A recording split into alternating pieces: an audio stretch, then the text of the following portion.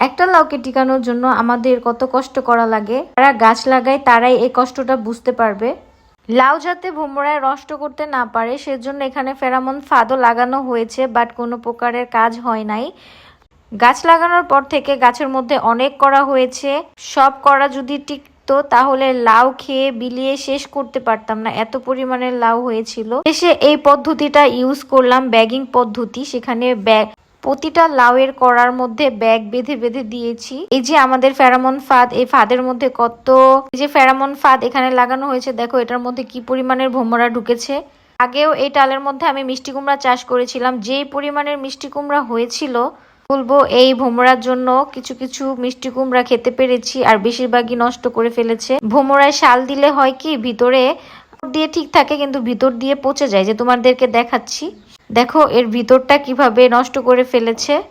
এত কষ্ট করে গাছ লাগানোর পরে যদি এরকম করে তাহলে কেমন লাগে বলো তো।